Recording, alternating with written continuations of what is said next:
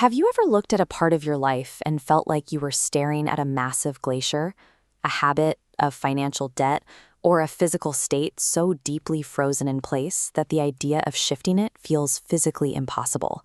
For over a century, British professional cycling lived in this kind of deep rut. Since 1908, they had won a single Olympic gold medal. In 110 years, no British rider had ever won the Tour de France.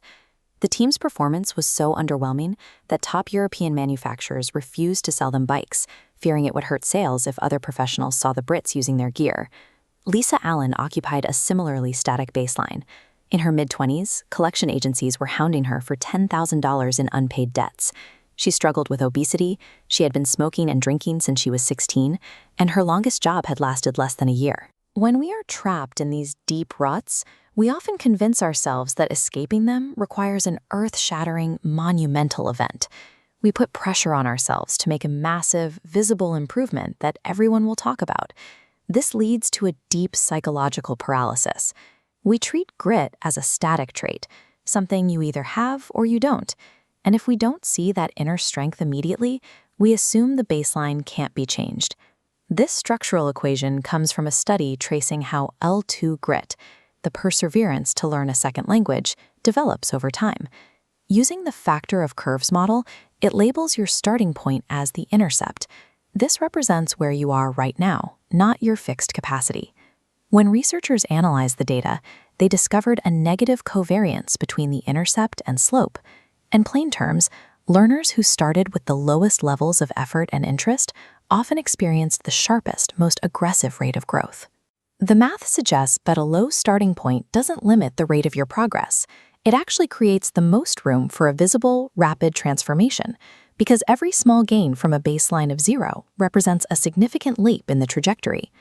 In 2003, British Cycling hired Dave Brailsford. He rejected the idea of a massive overhaul.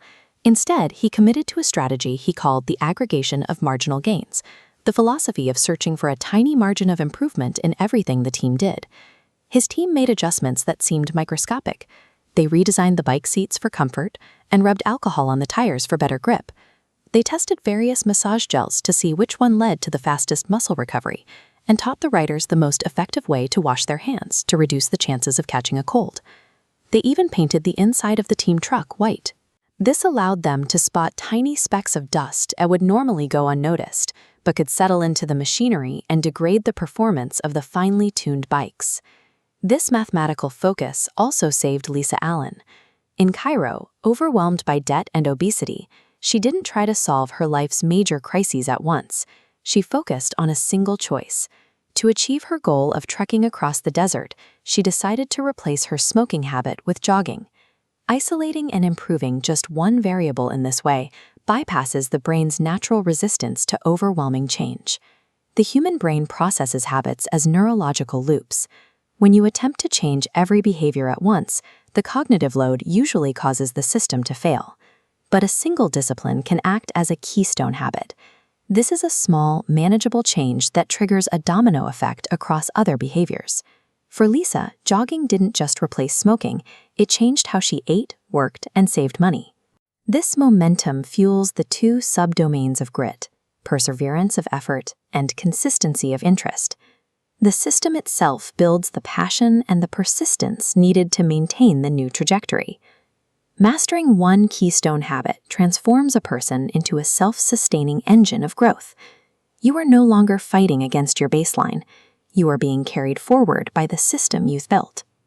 Lisa Allen's marginal gains eventually reached a critical mass. Within 4 years, she had run a marathon, earned a master's degree, and become entirely debt-free. British Cycling saw the same compounding results. 5 years after Brailsford started, the team won 60% of the gold medals available at the 2008 Olympics.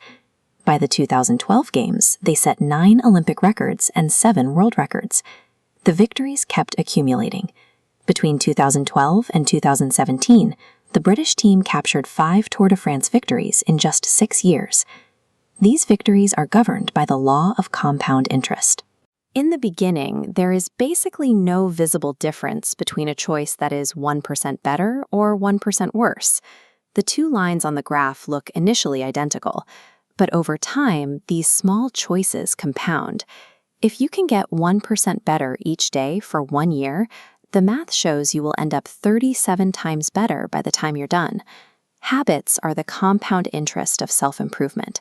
They turn small daily wins into a massive gap between those who make slightly better decisions and those who don't. Our culture is obsessed with success as an event. We talk about losing 50 pounds or winning a gold medal as if the achievement happens only on the day of the ceremony. Human transformation is actually the sum of all the moments when we chose to do things 1% better or 1% worse. It is a slow, mathematical accumulation of gains. To rewrite your life's trajectory, you have to look past the defining moments and the earth-shattering improvements. Success is simply a few simple disciplines practiced every day. Focus on the system of the next 1%.